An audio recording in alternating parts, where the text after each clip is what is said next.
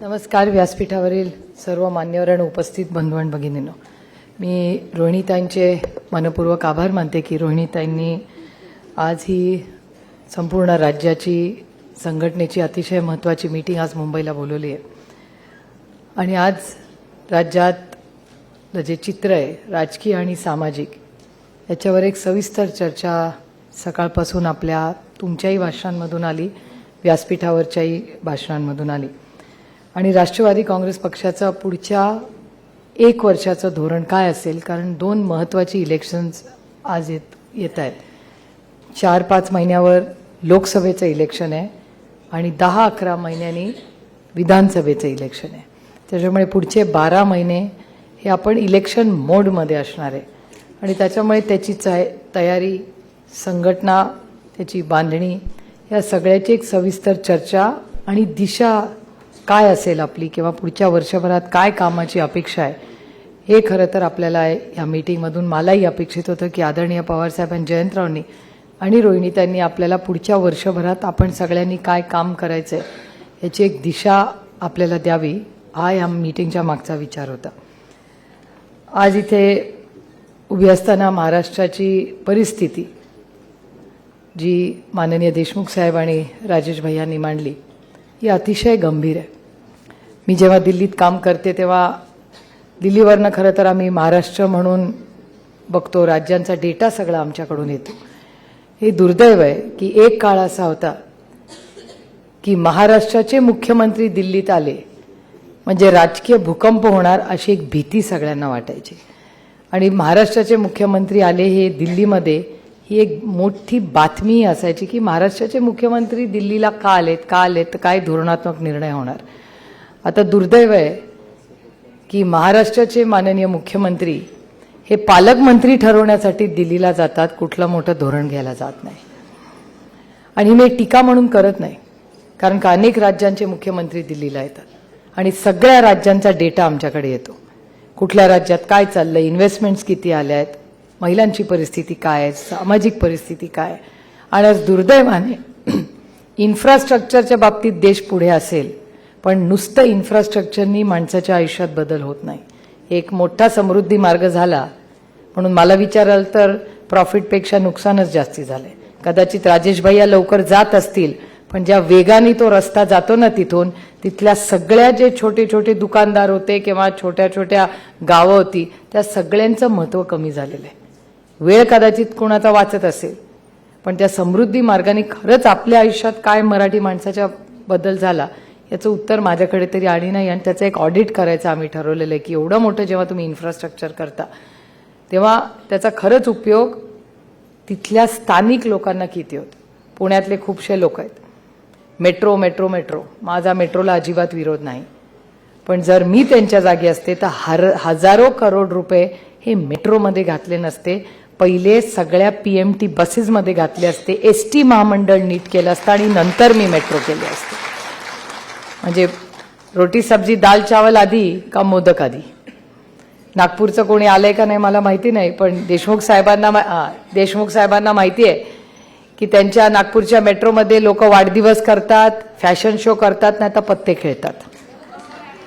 ही नाशिकच्या मेट्रोची परिस्थिती. आणि मेट्रो ही लॉसमध्ये चाललेली आहे, ते काय प्रॉफिटमध्ये चालली नाही. तेच मेट्रोचे पैसे जर ST मध्ये टाकले असते तर प्रत्येक महिला जिला 50% डिस्काउंट मिळालं ना या सरकारमधून त्याचा उपयोग तिला झाला असता. माझ्या तरी लोकसभा मतदारसंघात अनेक वेळा लोक मला सांगतात, मी महिलांना विचारते अरे किती आनंद झाला असेल तुम्हाला, आता 50% तुम्हाला डिस्काउंट दिलं, तर महिला मला सांगतात ST आली तरच आम्हाला डिस्काउंटचा उपयोग होईल, नाही तर उपयोग काय त्या STच्या डिस्काउंटचा.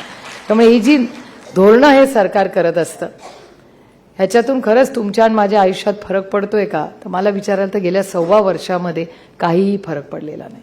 एक एक विषय घेऊन घ्या. महागाई कमी झाली आहे का, तर नाही झालेली. बेरोजगारी कमी झाली आहे का, तर नाही झालेली. ह्या एक मोठी गोष्ट झालेली आहे यांच्या 1 वर्षाच्या सरकारमध्ये. शाळा कमी झालेल्या आहेत आणि दारूची दुकानं वाढलेली आहेत. मला वाटतं पहिला कार्यक्रम जो तुम्ही घेतलाय त्याच्यावर आपण चर्चा करू, जे मी प्रस्ताव माननीय जयंत पाटलांच्या समोर ठेवणार आहे की 5 कलमी कार्यक्रम राष्ट्रवादी महिला काँग्रेसनी काय घ्यावा आणि त्यांनी त्याच्यावर मार्गदर्शन करावं. पण असे अनेक प्रश्न आपल्या सगळ्यांच्या समोर एक आव्हान म्हणून आहेत. त्याचबरोबर तुमच्या ज्या मागण्या होत्या त्या एक एक मी लिहून घेते की तुमची अशी मागणी होती की मी जेव्हा राज्याच्या दौऱ्यावर जाईन तेव्हा माझ्या गाडीमध्ये जिल्हा अध्यक्ष जर बसले असतील तर त्याच्याबरोबर महिला पदाधिकाऱ्यांनाही बसल्या पाहिजे.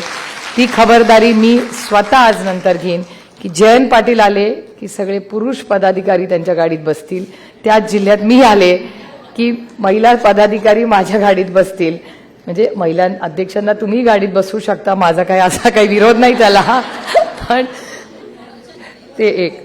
दुसरं, माझा आणि रोहिणीताईंचा, माझी जयंतरावांना पण विनंती राहील की माझा आणि रोहिणीताईंचा जेव्हा जेव्हा दौरा ठरेल तेव्हा महिला, युवक, विद्यार्थी आणि फादर बॉडी या सगळ्यांना 2 आठवडे आधी कळवलं जाईल आणि तुमचंही मार्गदर्शन त्या कार्यक्रमात घेतलं जाईल आणि तुम्ही द्याल तो एक कार्यक्रम महिलांसाठी वेगळा माझ्या पण आणि अर्थातच ताईंच्याही करायला लागेल. मी बॅनरचे कधी कधी वाद बघते. माझं सगळ्या महिलांना विनंती आहे, त्या बॅनरच्या मागे लागू नका. एकतर मी तर बॅनरच्या विरोधातच आहे. कधी आपली सत्ता आली ना तर सगळ्या पक्षांना विनंती करू ना तर एक ऑर्डरच काढू की इल्लीगल बॅनर या राज्यात कोणी लावायचे नाही, कुठल्याच पक्षाने लावायचे नाही. आपण नाही, कोणी नाही, कोणी नाही. काय राज्यांमध्ये आहे तशी परिस्थिती. ते उगाच बॅनर लावत बसत नाही. आपला असेल किंवा नसेल फोटोमध्ये काय फरक पडतो, बॅनरवर आपला फोटो आहे का नाही. आपलं कर्तृत्व असेल तर पक्ष तुमच्या घरी येऊन बॅनर छापून तुमचा फोटो लावेल. त्याच्यामुळे त्या बॅनरबाजी आणि ह्या छोट्यांमध्ये तुम्ही कृपा करून अडकू नका. त्याचं काही महत्वाचं नाही. आपण फोकस्ड काम हे केलं पाहिजे. या राज्यामध्ये 50% तुम्ही महिला आहात. महिला बिलाबद्दल माझ्या आधी कोणी बोललं नाही, त्याच्यामुळे त्याची थोडीशी मी तुम्हाला माहिती देते. महिला आरक्षण जेव्हा आदरणीय पवार साहेबांनी आलं त्याच्यावर साहेब स्वतः बोलतील त्यांच्या भाषणामध्ये, पण त्याचे 2-3 पैलू मला तुमच्यासमोर आज मांडायचे. एक तर महिला आरक्षणाचं बिल आलं. आम्ही 5 दिवस सगळी कामं सोडून आम्हाला दिल्लीला आमंत्रित करण्यात आलं. आम्ही खूप उत्साहाने गेलो की अरे आज काय मोठं आम्हाला मिळणार आहे खासदारांना, की 5 दिवसाचं स्पेशल सेशन आलं. आम्ही खूप उत्साहाने गेलो. पहिल्या दिवशी जुन्या बिल्डिंगचं बाय बाय झाला. दुसऱ्या दिवशी नवीन बिल्डिंगचं वेलकम झालं. अभी तो कुछ हो ही नहीं रहा है, अभी बहुत क्लायमॅक्स हो रहा था. मग तिसऱ्या दिवशी महिला विधेयक मांडण्यात आलं. आम्ही आनंद वाटला. चांगल्या कामाला चांगलं म्हणलंच पाहिजे. जरी त्यांचे आणि आमचे वैचारिक मतभेद असतील तरी वैयक्तिक आपले कोणाचीच मतभेद नाही. आणि त्याच्यामुळे आम्ही महिला जे विधेयक होतं ते त्यांनी सुरू केलं. आणि मेघवालजी जे लॉ मिनिस्टर ऑफ इंडिया आहेत, मेघवालजींचे आणि माझे वैयक्तिक संबंध खूप चांगले आहेत. मेघवालजी असे मंत्री आहेत जे, भैया तुम्हाला सांगते, मेघवालजी असं कोविडमध्ये म्हणले होते की पापड खाल्ल्यानंतर कोविड जातो. आता तुमचा अनुभव मला माहिती नाही काय आहे, पण मेघवालजी फेमस आहेत. त्याच्यामुळे देशात सगळ्यांना कळलं की मेघवालजी कोण आहेत, कारण का ते असं विधान त्यांनी इलेक्शनला केलं होतं, आपलं कोविडच्या काळात केलं होतं. पण बिचारे चांगले आहेत. त्यांनी ते विधेयक मांडलं. आम्ही सगळ्यांनी त्यांना दादी दिली आणि आता नवीन कम्प्युटर काढले. आमच्यासमोर कम्प्युटर असतात पार्लमेंटमध्ये नवीन. आणि माझ्या शेजारी माझे दुसऱ्या भागात तिथे मनीष तिवारी बसले होते आणि त्यांचा कम्प्युटर सुरू झाला आणि आमचे अजून सुरू झाले नव्हते कारण का ते स्लो चाललं होतं सगळं. आणि ते मोठ्या मोठ्याने हसायला लागले जेव्हा आम्ही टाळ्या वाजवत होते. तर आम्ही म्हणलं, मनीष हंस क्या रहे हो यार, अच्छा विधेयक है, इसे तुम इधर आओ, ये और एक जुमला है. म्हणजे कैसे जुमला है, ये तो महिलाओं का विधेयक है, इसे तुम देख लो. आणि जेव्हा आम्ही ते बघितलं तेव्हा आमच्या लक्षात आलं की क्लॉज 3 मध्ये असं लिहिलेलं आहे की महिला आरक्षण होणार आहे, पण कधी होणार आहे ते डिलिमिटेशन झाल्यावर. ह्या देशामध्ये नवीन मतदारसंघाचं डिलिमिटेशन हे 2027 मध्ये होणार आहे. आणि जनगणना झाल्याशिवाय पहिली जनगणना होईल, त्याच्यानंतर डिलिमिटेशन होईल, त्याच्यानंतर विधेयक होईल.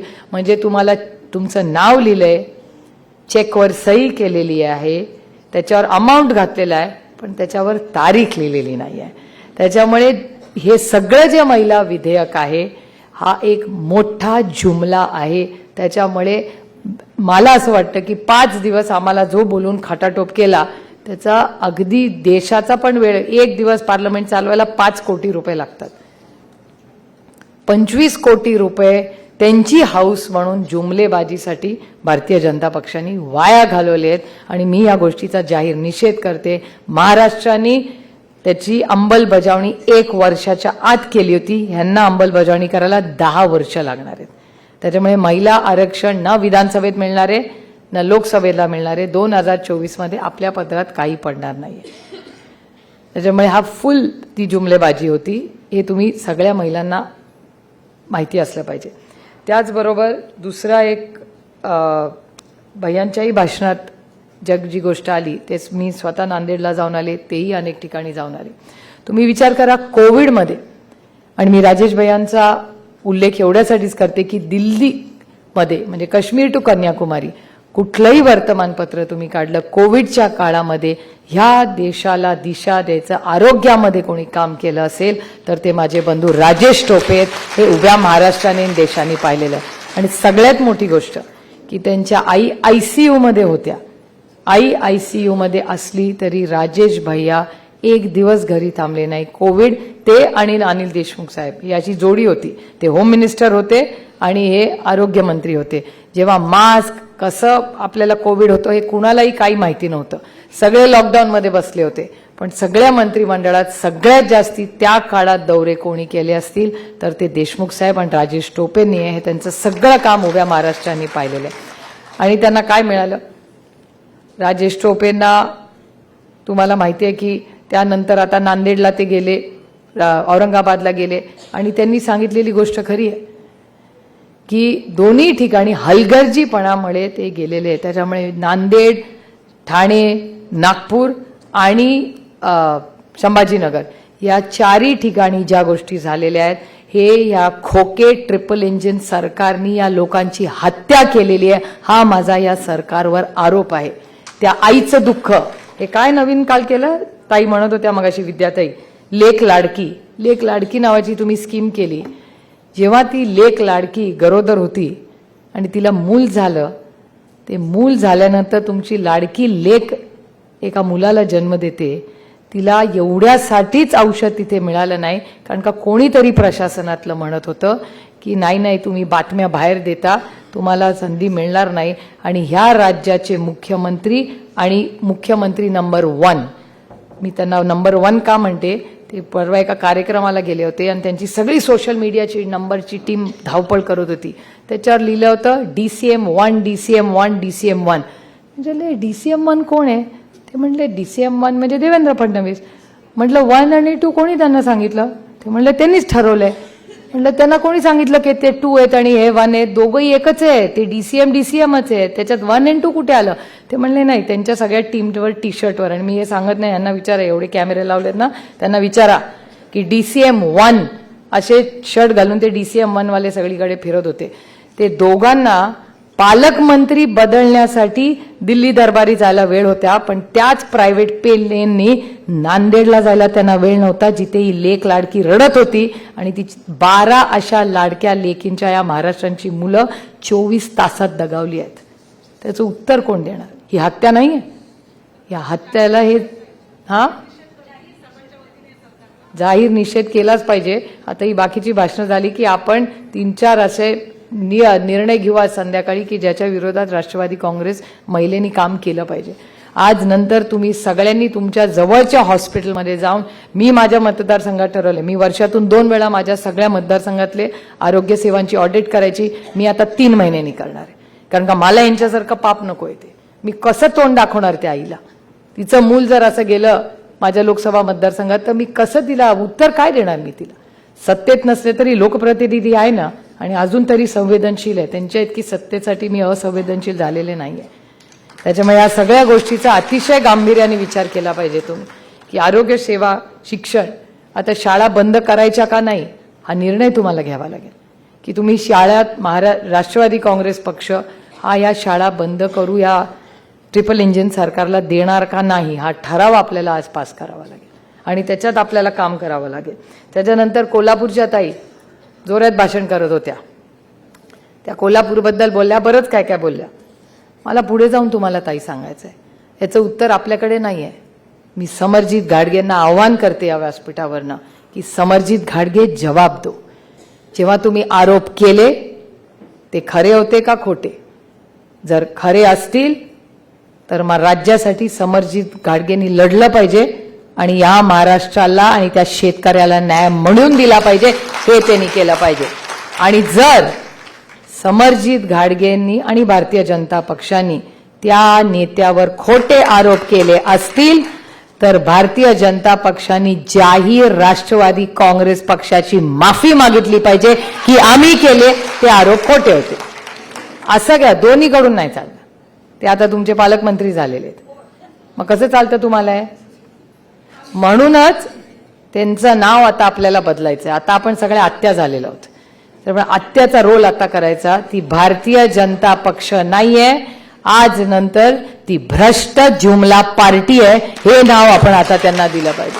कारण का ते भ्रष्ट, मी म्हणत नाहीये भ्रष्टाचाराचा आरोप त्यांनी केला, मी कधीच आजपर्यंत कोणाचा केला नाही. आणि माझी लढाई वैयक्तिक कोणाची नाहीच आहे, माझी वैचारिक लढाई. आणि दुसरं एक सांगते, हे आपल्या आपल्यात भांडणं लावतात. सेनेनी सेनेशी भांडावं, राष्ट्रवादीने राष्ट्रवादीशी भांडावं आणि ते मजा घेत आहे. नाही चलेगा. आम्ही तुमच्या या भूलभुलैयात अडकणारच नाही. माझी लढाई ही राजकीय आणि वैचारिक आहे आणि ती फक्त आणि फक्त भारतीय जनता पार्टीशी आहे. मी दुसऱ्या कोणाशीही लढणार नाही. बोलू दे त्यांना काय बोलायचं, ट्रोलिंग करायचे करा, तुमच्याकडे रिकामा वेळ आहे, माझ्याकडे नाही आहे. आणि माझी आपल्याही सगळ्या महिलांना भले की उलट तुम्हाला आनंद वाटला पाहिजे.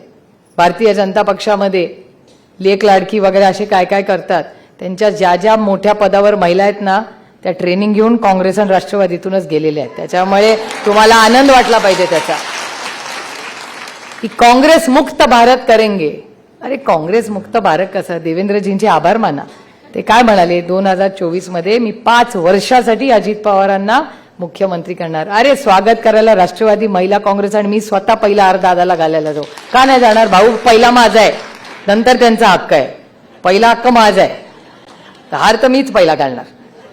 पण तुम्ही विचार करा, जे काँग्रेस मुक्त भारत म्हणून रान पेटवलं होतं, मला सगळ्यात आनंद गोष्टीचा होतो की जेव्हा चांदीच्या ताटात गरम जेवण वाढायची वेळ होते, तेव्हा राष्ट्रवादी आणि काँग्रेसच्याच विचाराचा माणूस तिथे जेवायला बसतो. ह्याच्यातच मला आनंद आहे. किती मुख्यमंत्री तुम्हाला सांगू, मला भारतीय जनता इतकी मी निर्दयी नाहीये, मला भारतीय जनता पक्षाच्याही लोकांचं वाईट वाटतं. कारण का संघर्ष त्यांनी केला, आपल्या विरोधात त्यांनी रान पेटवलं, आरोप त्यांनी केले, खुर्च्या चटाया, आंदोलनं, लाठ्या, पोलीसच्या केसेस सगळं त्यांनी केल्या. पण जेव्हा पंक्तीला बसायची वेळ आली, अरे का तकदीर होत आहे ना, प्रत्येकाचं नशीब असतं. आता त्यांच्यात नाही येत, मी काय करणार? त्याच्यामुळे ह्या सगळ्या ज्या गोष्टी आहेत त्याच्यात काही थोडी खुशी, थोडा गमही आहे, काही प्रॉब्लेम नाही आपल्याला. आता आसामचे मुख्यमंत्री, मला इतका आनंद होतो त्यांना भेटल्यावर. ते आज सगळं ते आसाम आणि तो सगळा भाग ते कंट्रोल करतात. त्यांचं नाव हेमंत बिस्व शर्मा. हेमंत बिस्व शर्मा भेटल्यावर मी नेहमी त्यांना थम्स अप करते. लोक म्हणतात का तू एवढं त्याला एनकरेज करते? मतलब डीएनए तो ओरिजिनल अपना कांग्रेस का है ना, उधर जाके पूरा नॉर्थ ईस्ट बीजेपी के लिए बड़ा किया ठीक है, लेकिन ओरिजिनल तो अपना आहे. त्याच्यामुळे ते तिथे मुख्यमंत्री झाले तर आपल्याला काही दुःख नाही. त्यांच्याकडे कोणी नाहीच आहे टॅलेंट, म्हणून तर बाहेर येऊन त्यांना करावं लागतंय. नाही, that is the problem, lack of talent. त्याच्यामुळे आपलं सगळं जे टॅलेंट आणि आपला विचार जातोय तिकडे, ही चांगली गोष्ट आहे. आणि मला वाटतं हळूहळू ती बाकीची पण चव्हाणचं हेगडेवार विसरून चव्हाण साहेबांचं नाव घेतले तर ह्याच्यातच आपलं यश आहे. आता 25% सुरू केलंय, उरलेल्या 75% करायचंय. त्याच्यामुळे आता ते हेगडेवार हळूहळू कमी होत आहेत, कारण का त्यांच्या लक्षात आलंय त्यांना हेगडेवारांची नावं घेऊन त्यांना मतं मिळत नाहीयेत. त्या सगळ्याच ट्रिपल इंजिन सरकार सगळ्यांबद्दलच बोलते मी. त्यामुळे हळूहळू चव्हाण साहेबांचा फोटो याही सरकारमध्ये मोठा मोठा होतोय, याचा मला सार्थ अभिमान आहे आणि हेच योग्य आहे. कारण का वैचारिक लढाई आपली त्यांच्याशी आहे, त्यांच्याशी हळूहळू त्यांना आपल्याला ह्याच्यात लक्ष घालून कामाला लागावं लागेल. एक कार्यक्रम आपल्याला घ्यायचा आहे जो मी जयंतरावांच्या समोर आज प्रस्ताव ठेवते, त्याचा सेवा, सन्मान आणि स्वाभिमान. सेवा करायची मायबाप जनतेची, स्वाभिमान हा महाराष्ट्राचा आणि सन्मान महिलेचा आणि शेतकऱ्याचा. त्याच्यामुळे सेवा, सन्मान आणि स्वाभिमान हा एक कार्यक्रम घेऊन महाराष्ट्रामध्ये आपण सगळ्यांनी जाऊया. चांगली कामं तुम्ही करतात, सेवा ही केलीच पाहिजे, सन्मान हा शेतकऱ्याचा केलाच पाहिजे. तुम्ही बघताय शेतकऱ्याची काय परिस्थिती आहे. मी आत्ताच वर्धा आणि त्या सगळ्या भागात देशमुख साहेबांच्याच नेतृत्वाखाली आम्ही तिथे सगळा दौरा केला. तिथे सोयाबीनची काय परिस्थिती आहे, दुधाची काय परिस्थिती आहे, टमाटा कांदा तुम्ही बघताय काय परिस्थिती आहे. तर ती एक मोठी लढाई आपल्याला लढायची आहे. त्याचबरोबर आपल्याला नोकरीचा GR, राष्ट्रवादी काँग्रेस पक्षाची जेव्हा सत्ता येईल, जयंतराव देशमुख साहेब आणि राजेश भैया आपण सगळ्या ते मंत्रिमंडळात असाल, आमची सगळ्यांची महिलांची एकच विनंती आहे की रोहिणीताईंच्या जळगावचा तो जो GR आहे ना, पहिला निर्णय तुमच्या सरकारने घेतलाच पाहिजे की त्या GRची होळी करा आणि आज नंतर या राज्यातला कुठलाही सरकारी परीक्षा देऊन गेलेला जो मुलगा किंवा मुलगी असेल तिला परमनंटच नोकरी मिळेल, कोणालाही मिळणार नाहीये. आणि एक गोष्ट लक्षात ठेवा, आपल्याला का पाहिजे परमनंट नोकरी? कारण का कॉन्ट्रॅक्टवर आरक्षण मिळतं का? कॉन्ट्रॅक्टमध्ये आरक्षण मिळत नाही. त्याच्यामुळे कॉन्ट्रॅक्टच्या नोकऱ्या वाढून आरक्षण बंद करायचं पाप हे भारतीय जनता पक्ष करते. कारण का आरक्षण मिळणार नाही कॉन्ट्रॅक्टमध्ये, मग आरक्षण पण मिळणार नाही, परमनंट नोकरी मिळणार नाही, मग उपयोग काय या सरकारचा? या अतिशय गांभीर्याने या गोष्टीचा विचार करा. त्याचबरोबर शाळा, ज्या शाळा हे सरकार बंद करेल, आपण आल्यानंतर ती प्रत्येक शाळा उघडली पाहिजे. भारतरत्न डॉक्टर बाबासाहेब आंबेडकरांनी संविधानात आपल्याला अधिकार दिलाय प्रत्येक मुलाला आणि मुलीला शिक्षणाचा. शाळा बंद होणार नाही. शाळा बंद, दारूची दुकानं वाढणार. नो, आपल्या राज्यामध्ये शाळा वाढणार आणि दारूची दुकानं कमी होणार, हे आपला निर्णय असणार आहे. नंतर आरोग्य सेवा, राजेश भैयांनी एक कमिटी स्थापन करावी आणि राजेश भैयांनी पुढच्या वर्षभरात एक मॉडेल आरोग्य सेवा ही या राज्यात कशी असावी हे राजेश भैयांनी महाराष्ट्राला दाखवून द्यावा. देशात सगळ्यात चांगलं मॉडेल हे महाराष्ट्राचं असलं पाहिजे. त्याच्यासाठी जे काय करावं लागेल, माझी आपल्या सगळ्यांच्या वतीने राजेश भैयांना विनंती आहे, ते त्याच्यातले तज्ज्ञ आहेत. कारण का कोविडमध्ये ज्याचा नंबर पहिला आला तो नॉर्मलमध्ये तर सुपरफास्टच येईल. त्यामुळे भैयांनी ही कृपा करून ह्या जबाबदारी ह्या शेतीची घ्यावी. दुसरं की महिला सुरक्षितता विषय अतिशय गांभीर्याने आपण घेतला पाहिजे. आपल्याला आता तुम्ही विचाराल कसं हे करणार, जेव्हा कैलासवासी माझे बंधू R पाटील राज्याचे उपमुख्यमंत्री आणि होम मिनिस्टर होते तेव्हा तुम्हाला भीती वाटायची का? होता की नाही सक्षम गृहमंत्री या राज्यात? मग तसाच गृहमंत्री आता पुन्हा होईल आणि ह्या राज्यातली प्रत्येक महिला जेव्हा केव्हा तिची मुलगी घरी बाहेर जाईल त्या आईला कधीही चिंता वाटणार नाही की माझी मुलगी घरी किती वाजता येईल आणि काय येईल. त्यामुळे गृह मंत्रालय आणि त्याचं काम आणि महिला सुरक्षितता, देशमुख साहेबांनी याच्यात खूप चांगलं काम केलेलं आहे. तर माझी देशमुख साहेबांना विनंती आहे. कोणी? मग देशमुख साहेबांनी काय संपली होती? गुंडागर्दी. पण आता तर Nagpur crime capital of Maharashtra झालंय पुन्हा एकदा. तो तुमचा गृह मंत्रालयाचा प्रॉब्लेम आहे. ते जेव्हा जेव्हा गृहमंत्री होतात ना तेव्हा तुमच्या नागपूरमध्ये क्राईम वाढतो. आता मी म्हणत नाही, डेटा म्हणतोय ना, तर परत माझ्यावर आरोप कराल. डेटा म्हणतोय तसं. त्याच्यामुळे ती जर तुम्हाला मान्य असेल तर आपण देशमुख साहेबांना विनंती करू की तुम्ही एक मोठा प्लॅन करा की ह्या राज्यातली प्रत्येक महिला सुरक्षित कशी राहील याच्यासाठी त्यांनी आपल्याला मार्गदर्शन करावं. आणि एकल महिलांबद्दल जेव्हा आपलं राज्य येईल, ह्या राज्यातली जी महिला एकल आहे, मग ती कदाचित विधवा असू शकेल, ती इतर काही असू, ती काय असेल, जी महिला एकल असेल तिच्यासाठी एक पॉलिसी केली जाईल, तिला आधार दिला जाईल. इथे निर्मलाताई व्यासपीठावर बसलेल्या आहेत, त्यांनी ऑलरेडी त्याच्यावर एक पॉलिसी तयार केलेली आहे. आपल्याकडे एकल महिलांसाठी पहिली पॉलिसी करणारं राज्य हे आपला महाराष्ट्र असेल आणि कुठलीही महिला त्याच्यानंतर स्वतःला मी एकटी असं म्हणणार नाही. त्याच्यासाठी यंत्रणा उभी करू. त्याचा सगळा प्रोजेक्ट निर्मलाताईंकडे तयार आहे, त्याची फक्त अंमलबजावणी करणं गरजेचं आहे. आणि प्रत्येक जिल्ह्यात नाही, प्रत्येक तालुक्यामध्ये तुमच्या हक्काचं बचत गटासाठी मार्केटिंगसाठी एक यंत्रणा उभी राहील. त्याच्यात तुमचा ठरलेला दिवस असेल, वार असेल, तिथे तुमच्या हक्काचं दुकान असेल. त्या दुकानाचं पहिलं वर्ष आम्ही भाडं भरणार नाही, पण एक व्यवसाय म्हणून आपण बघूया. आणि जर वर्षभरात स्वतःच्या पायावर उभं राहिलो तर सरकारला आपण भाडं देऊ, पण आम्हाला तो गाळा द्या. आम्ही स्वाभिमानी महिला आहोत, आम्हाला कोणाचं काय फुकट नको. आम्ही पैसे कमवू आणि सरकारलाही मदत करू. पण ह्या सगळ्या असे अनेक धोरणं हा कार्यक्रम आपल्याला करायचा आहे. आपण राजकारणात फक्त त्यांचा टीका करण्यासाठी आलेलो नाहीये. आपण काय लोकांना देणार ह्याच्यात आपल्यामध्ये क्लॅरिटी असली पाहिजे. त्याच्यामुळे आपण एक कार्यक्रम ठरवूया आणि तो कार्यक्रम घेऊन सर्वसामान्य मायबाप जनतेच्याकडे जाऊया. एक चांगली संघटना ही राष्ट्रवादी काँग्रेस पक्षाकडे आहे. आपला विचार पक्का आहे. आणखीन एक मी गोष्ट तुम्हाला सांगून माझं भाषण संपवते की हे म्हणत असतात की लेक लाडकी लेक लाडकी. कुणाला सांगता येते? हे महिलांचा द्वेष करणारा पक्ष आहे. मी फार जवळून त्यांना दिल्लीमध्ये पाहते. कुठल्याही महिलेला काही न्याय देत नाही. आता पार्लमेंटची बिल्डिंग उघडली, एका महिलेचा मान होता उघड, ती बिल्डिंगला ओपनिंगला जायचं, दिला का तो मान महिलेला? नाही दिला तो मान. त्याच्याबरोबर नुसतं नाव. आता मी विचार करत होते, आमच्या सुषमा स्वराज त्यांना एकदा तिकीट कापलं, सुमित्रा महाजनांना तिकीट परत नाही दिलं, पंकजाताई, पूनम, या सगळ्या लेखीच आहेत ना, आणि लाडक्या लेखीच होत्या त्यांच्या वडिलांच्या. मग त्यांच्यावर ज्या पद्धतीने अन्याय चालला, आणि मी राजकीय बोलत नाही, ती कुणाची तरी मुलगी आहे, राजकारणाच्या वेळीच राजकारण, पण माणुसकी आहे का नाही? पण ह्यांच्यात माणुसकी नाही, हा भाग वेगळा. कारण का त्यांचा सगळा वेळ पक्ष फोड, कुटुंब फोड ह्याच्यातच जात असतो. त्याच्यामुळे त्यांना बाकीच्या कशासाठीच वेळच नसतो.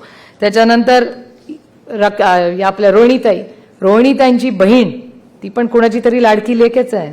तिच्या नवऱ्याला 2 वर्ष जेलमध्ये, गिरीशची कुठलीही चूक नसताना खडसे साहेबांना त्रास द्यायचा म्हणून त्यांच्या लाडक्या लेकीच्या नवऱ्याला जेलमध्ये टाकलं. असलं राजकारण करायचंय का आपल्याला? त्याच्यामुळे ह्या सगळ्या गोष्टी. मेधाताई कुलकर्णींचं तिकीट कापलं की नाही? त्याच्यानंतर ह्यांच्याच जळगावचं, तिथे स्मिता वाघ नावाच्या एक महिला होत्या, त्यांना तिकीट दिलं होतं, ते कापून मला वाटतं त्या उमेश पाटलांना दिलं. करेक्ट? आणि उमेश पाटलांवर आता अट्रॉसिटी झाली आहे, माहिती आहे ना, त्या डीनला काहीतरी जाऊन करायला लावला उद्योग. हे असलं जे घाणेरडं राजकारण आहे ना, हे राजकारण आपल्याला बदलायचंय. आणि सुसंस्कृत महाराष्ट्राचा, तुम्ही चव्हाण साहेबांच्या नावाच्या वास्तूमध्ये बसलेला इतका सुसंस्कृत नेता या देशामध्ये नाही. जसे संस्कार आज आपल्याला चव्हाण साहेबांचे आहेत, त्यांचं नाव घेऊन आपण समाजकारण राजकारण करतो, त्या चव्हाण साहेबांनी नेहमी सुसंस्कृतच राजकारण केलं आणि कधी सुडाचं राजकारण केलं नाही. आदरणीय पवार साहेब माझे वडील म्हणून नाही, पण इतक्या लोकांनी त्यांच्यावर टीका केली आणि आजही करतात, पण ते कधीच काही बोलत नाहीत. मी त्यांना म्हणते कधीतरी, उत्तर द्या. Silence has a big power. आपल्याला पण शिकायचं. गप्पा बसण्यात एक खूप मोठी ताकद असते. पण एकच आहे, ते इतकं कमी बोलतात, मग आपल्याला बोलायला लागतं, नाही तर ह्यांचं कसं चॅनल चालणार? कारण का मग सगळे चॅनलवाले हेच बोलणार, पवार साहेब गप्पा बसणार, मग स्टोरी कशी पुढे जाणार? त्याच्यामुळे जितेंद्र आव्हाड, आम्ही थोडं बोलत असतो मधून अधून. जयंतराव थोडं बोलतात, देशमुख साहेब थोडं बोलतात, भैया इतकं बोलत नाहीत ना. ते विषय, ते आपले अकॅडमिक कसं असतं, आपले सगळ्यांचे रोल ठरलेले असतात. त्याच्यामुळे मगाशी पण ते बोलताना ते खून, हत्या वगैरे असं बोलले नाही. ते काय म्हणाले त्यांच्या स्वभावाप्रमाणे की जर अडचण होती आरोग्य खात्यात. अरे कसलं आरोग्य खातं? त्या आरोग्य खात्याच्या मंत्र्याला सांग राजीनामा दे. का लावलं इकडे? पाहिजे की नाही राजीनामा त्या मुख्यमंत्र्यांना? मग करा पास ते. तुमच्या घरातली 12 मुलं गेली असती ना, मग आठवलं असतं. दुसऱ्याची जातात म्हणून यांना काय? या गरीबाला काय किंमत नाही या राज्यामध्ये? तुमच्या राज्यात नसेल, पण आमच्या राज्यात केंद्रबिंदू हा तो शेवटचा गरीब माणूस असेल. हे मोठे नसतील. आणि आता जे आम्हाला सुनवतात ना गोष्टी, ते गटतटवाले, त्यांना मला एक गोष्ट सांगायची आहे. खरं मी नाव घेणार नव्हते, पण ते असं उगाच काहीतरी बोलत असतात म्हणून सांगते की त्यांनी महिलांच्या बाबतीत बोलू नये. म्हणजे भारतीय जनता पक्षाने बोलूच नाही आणि त्यांचे चिंटू मिंटूंनी पण कोणी बोलू नये. कारण का ते आमच्या जेव्हा टीका करतात, पण त्यांना महिलांबद्दल किती प्रेम आहे याचं उदाहरण मी तुम्हाला सांगते. जेव्हा महिला विधेयक पास होत होतं ना, ह्या राज्यातले जे पक्ष आहे ना, ट्रिपल इंजिन सरकार, या ट्रिपल इंजिन सरकारचा एक महत्वाचा घटक आहे, त्याचे ते स्वतःला अध्यक्ष म्हणतात. त्या अध्यक्षांनी मतदानाच्या वेळीस ते महिला मतदानाला हजर नव्हते. ते एका मोठ्या बिझनेसमॅनच्या घरी आरतीला गेले होते मुंबईमध्ये येऊन, पण महिला विधेयकाला हजर नव्हते. तुम्हाला असा पक्षाचा अध्यक्ष पाहिजे का असा पक्षाचा अध्यक्ष पाहिजे? हा निर्णय महाराष्ट्राने घ्यायचा आहे. आणि हा महाराष्ट्राचा निर्णय, मी खरंच सांगते तुम्हाला, जेव्हा मी बघितलं, मला माहिती पण नव्हतं, मी कशाला मागे वळून बघते कोण मागे बसलंय, कारण का मला विधेयक पास करायचं होतं. आणि विधेयक पास करताना मला कळत होतं जुमलेबाजी आहे. आम्ही सगळ्यांनी भाषणं केली आणि भारतीय जनता पक्षातले पुरुष माझी मैत्रीण कन्नीमोळी माझ्या शेजारी बसली होती, तिचं भाषण सुरू व्हायच्या आधीच हल्ला. अरे हे काय महिला विधेयकावर आम्ही बोलतोय, आम्ही तुमच्या बरोबरीने निवडून येतो, आम्ही काय महिला खासदार म्हणून नाही आलो, खासदार म्हणून आलेलो आहे, स्वतःच्या कर्तृत्वाने निवडून येतो आम्ही. उगाच या पुरुषांनी आम्हाला दाखवू नये त्यांचे डोळे आणि त्यांना शिवे येतात म्हणून आम्ही घाबरणार नाही. Not at all. आम्ही सुसंस्कृत महिला आहोत.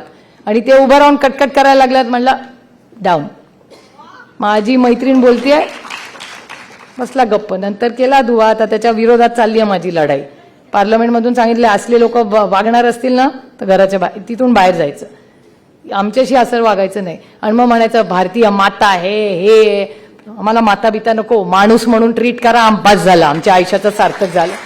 काय उगाच आम्हाला एवढं सगळं उदो उदो करायची गरज नाही. आणि खरंच नाही, कशाला तुम्हाला ग्लोरिफिकेशन पाहिजे? चंदा मामा, चांद्रयांचं मग चंदा मामा, महिला आरक्षणाचं मग माझे, नकोय आम्हाला हे सगळं. आम्हाला फक्त माणुसकी पाहिजे, आम्हाला एक ग्लोरिफिकेशन नकोय. आणि मी सगळ्यांना सांगते, महिला खासदार म्हणलं, मी महिला खासदार नाहीये, मी खासदार आहे. पुरुषही मला मतदान करतात, महिलाही करतात आणि मी दोघांचंही काम करते. त्यामुळे ह्या माइंडसेटमधून आपण बाहेरला पाहिजे. आपला आहे सगळ्या कसलं काही नाही. प्लीज, आपण सगळ्या शिकलेले आहोत आणि तुम्ही सगळ्याजणी कर्तृत्ववान. प्रत्येक व्यक्तीमध्ये कर्तृत्व असतंच, त्याला फक्त संधी मिळायची असते. माझ्या वडिलांना विचार, इथे बसलेत, मी सगळ्यात लाजारू होते. जितेंद्र आव्हाडनी बघितलंय मला, राजेश भैयांनी बघितलंय.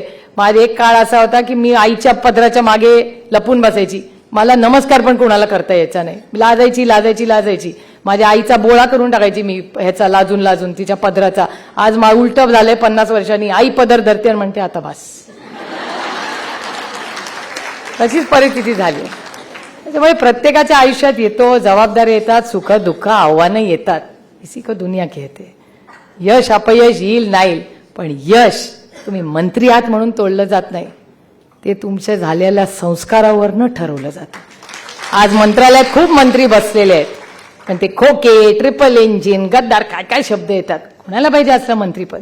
आणि जर आपण मंत्रिमंडळात असताना अशी लेकरं मरणार असतील, ते असं मंत्रिपद असताना टमाटे आणि कांदे फेकले जाणार असतील, असं मंत्रिपद असताना गरिबी वाढणार असेल, काय करायची अशी सत्ता हो? त्याच्यापेक्षा सुखी राहा आणि आपल्या स्वाभिमानाने जगा. स्वाभिमान हा खूप मोठा असतो. आणि एक लक्षात ठेवा, तुम्ही ज्या वास्तू आणि संस्कारात बसलेला आहात ना, हे चव्हाण साहेबांच्या नावाची वास्तू आहे. जेव्हा जेव्हा हिमालयाला गरज पडली तेव्हा ह्या महाराष्ट्राचा सह्याद्री दिल्लीला गेलेला, या महाराष्ट्राने पाहिलेला आहे. तो दिल्ली समोर झुकत नाही पालकमंत्री पदासाठी. त्याच्यामुळे हे गोष्ट लक्षात ठेवा की हे दोन आपले DCM 1, गलत करू नका, मी DCM 1 बद्दल बोलते. DCM 1 आणि मुख्यमंत्री, पालकमंत्री. आणि मी विचारलं माझ्या वडिलांना त्याची, अरे पालकमंत्री तुम्ही कुठले पालकमंत्री होता हो? म्हणजे एकदा सोलापूरचा होतो. म्हणलं मग नंतर पुढे काय झालं? म्हणलं होतं राज्य. म्हणलं मग एवढा भाऊ कशाला त्या पालकमंत्री पदाचा? म्हणले तुम्हाला राज्याचं मंत्री पडलंय, तुम्हाला एका जिल्ह्याचं काय पडली आहे? मी जर केंद्रात मंत्री झाले ना तर काय एका राज्यासाठी भांडत बसणार नाही मी. अरे पुरा देश मेरा आहे, एका राज्याने काय चाललंय? तर मी राज्याची मंत्री झाले तर राज्याची मंत्री होईन का एका जिल्ह्याची मंत्री होणार नाही? अरे सोच बडी करो यार, इतना छोटा मत सोचो. त्यामुळे तुम्ही पण सोच बडी करा. आता इलेक्शनला लढा जरा सगळ्यांची. आणि आता ते माझे अश्रू झाले, आता अश्रूंची झाली फुलं, आता जाऊ दे. आता आगे बढ़ना है. आणि आपली वैयक्तिक लढाई कुणाशी नाही. ते आपापल्यात भांडण लावत बसतील, आपल्याला त्यांच्याशी भांडायचं नाही. सेना भांडण नो, राष्ट्रवादी भांडण नो. झालं माझं, राष्ट्रवादी नो भांडण, सेना नो भांडण. भांडण फक्त भ्रष्ट जुमला पार्टी. जय हिंद.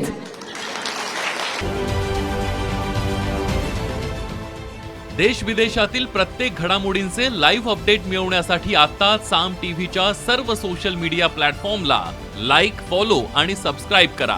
तसंच सर्व नोटिफिकेशनसाठी बेल आयकॉन प्रेस करायला विसरू नका.